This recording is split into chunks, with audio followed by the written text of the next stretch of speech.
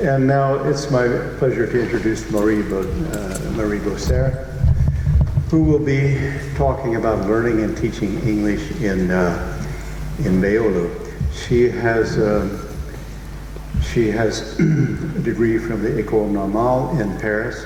She has also done research at the Orient Institute in Istanbul, and is particularly interested in the relationships between the Italians and the Ottomans again. All right. Thank you. First, I would like to thank the organizers for giving me the possibility to present my work. These are the first results of a research that I conducted this year in the Orient Institute in Istanbul about Levantines and the Italian presence in the Ottoman Empire during the 19th century and the beginning of the 20th century. Actually, I will not speak about the study of Turkish in Beyoğlu in general, since the title that you can see in the program is not exact, since it was cut. My first title was Learning and Teaching Turkish in Beyoğlu, the trajectory of Angelos Kansiani, teacher and translator of Turkish. And this missing second part is important because today I would like to focus on the trajectory of one individual, this Angelos Kansiani, who was the son of an Italian immigrant. So I will focus on Italo-Levantines, not all Levantines, since as it was said today, the Levantines were a very heterogeneous group. The term Levantine is at the same time convenient and embarrassing because it is a little bit ill-defined. It presumes a community, a closed and impervious community, where things were much more complex and fluid. And my hypothesis is that this history should also be considered as an Ottoman history, since the Levantines were a component of this Ottoman society. And what I'm trying to do is to reintroduce an Ottoman dimension in this study and to try to understand the articulation between Italianity and Ottomanness that were both in construction at the time. I would like to suggest that the identifications, the loyalties and the sociabilities were multiple and changing.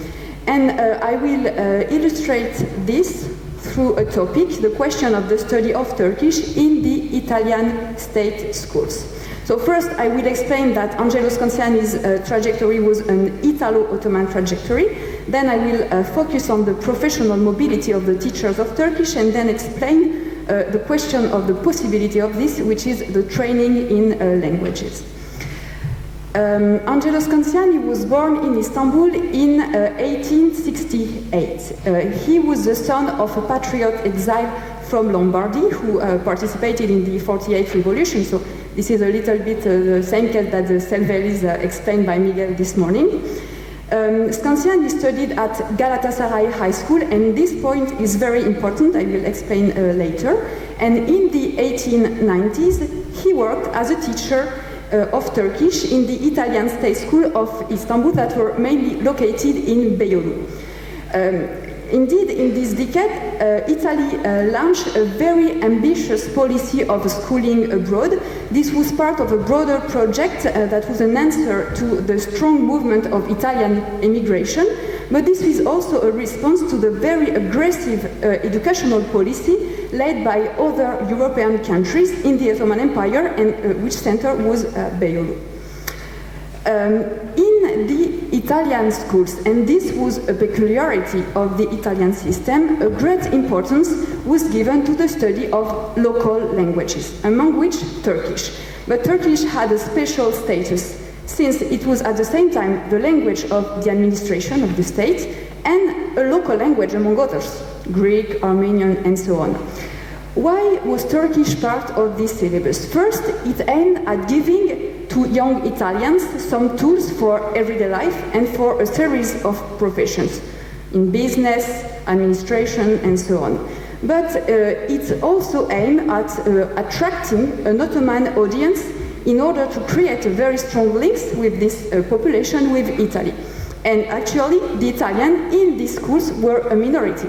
They were much more Greek, Armenian, Muslims, and so on. So this aimed at reinforcing Italy's place in the empire. They hired, the Italian state hired several teachers, and Scanziani was selected. But he was also later a secretary and a dragoman for the Sultan Abdulhamid II at the beginning of the century.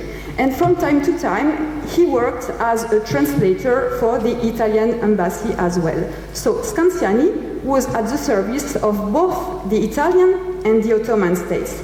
And his service for the Sultan lasted longer than his functions for Italy.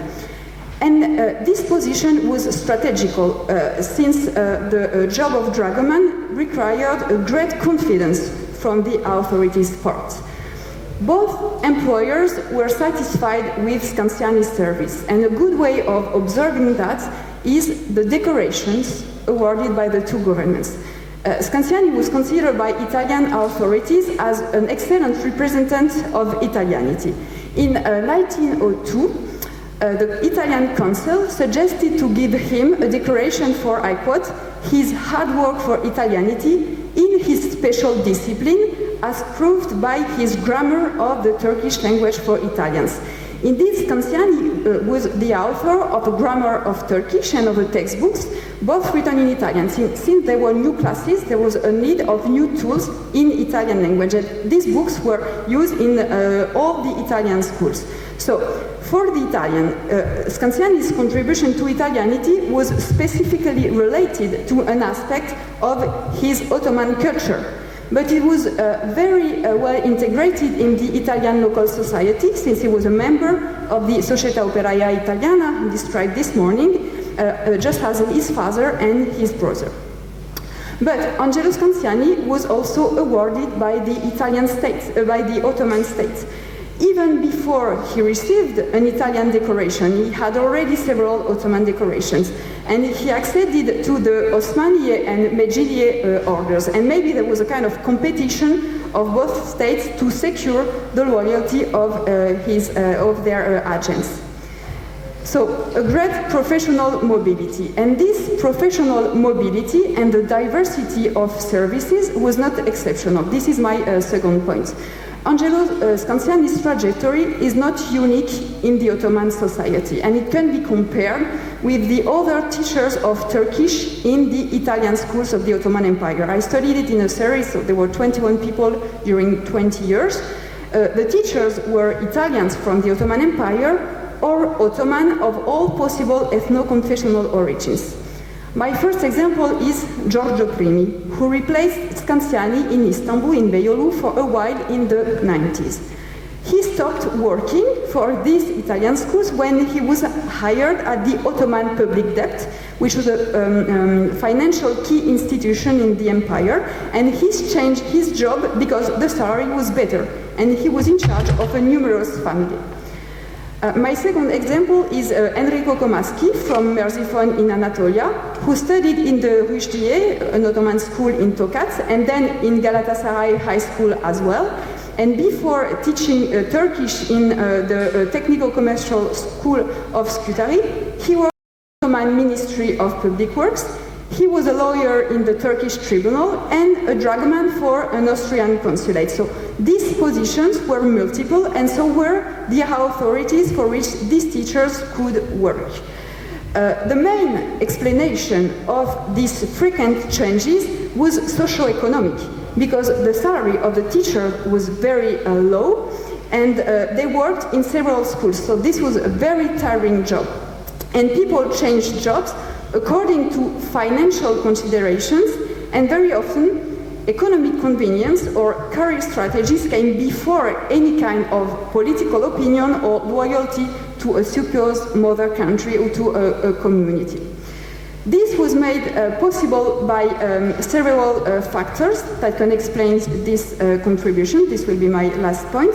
First, the mastery of languages. Let's go back to Scanziani. He knew several languages, Italian and Turkish, but also French, Persian, and Arabic. as others, he grew up in a multi-linguistic milieu. We have seen today a lot of illustration of this multi-linguistic milieu. Another comparison can illustrate the importance of this linguistic capital that was proper to Ottomans. It is the example of Artaki Unjan, who was an Ottoman Armenian. His trajectory is the contrary to Giorgio Primi's one that I mentioned before, since he looked for a job in Italian institutions after he resigned from the Ottoman public debt. In his letter of application, it is a good source to observe that kind of trajectories. He insisted on his practice of Ottoman administration, but also on his knowledge of languages. Artaki Unjan, of course, was not an Italian, but this is exactly my point. The Italo-Levantines shared skills and trajectory with their Ottoman compatriots, and this cultural proximity is maybe more important than their specific origins. Another argument given by Artaki Unjan in his letter to the Italians to present his qualities is that he studied at Murat Raphaelian College in Venice, an institution which aimed at training the new Armenian elites, especially Armenians coming from the Ottoman Empire. And indeed, this question of education was absolutely crucial. As I said, Scanziani was educated in Galatasaray High School, so his language, his knowledge of languages was not a daily life knowledge. He received an excellent education.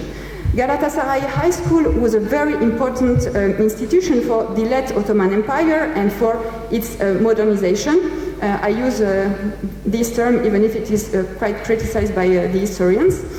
Galatasaray High School was founded during the 60s, and its goal was to train the future elite of the Ottoman Empire, following a French model. The students who graduated there became diplomats, teachers, intellectuals, civil servants, and the school was open to ethno-confessional diversity. Why is this passage through Galatasaray so important? Not only for the teaching of languages, which was very good, and they were very advanced for the study of Turkish, it was also important for networking and sociabilities. This was an Ottoman sociability and an Ottoman elite sociability. And the works on the institution have demonstrated the strong solidarities between the former students.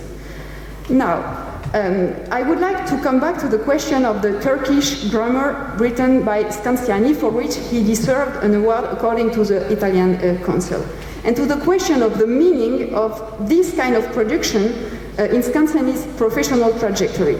For the Italian diplomat, this was a great proof of Italianity. But if we put Scanziani's work in perspective in this Galatasaray context, it seems much more closer to the textbooks produced by Galatasaray teachers for the new students, or by the former students who became themselves teachers of languages. Much more that than an expression of Italianity. So to conclude, I would like to say that Scanziani was a product of a new training for Ottoman elites, as well as the son of a patriot, of a member of the Levantine group. And all these things were obviously not mutually exclusive. Thank you for your attention.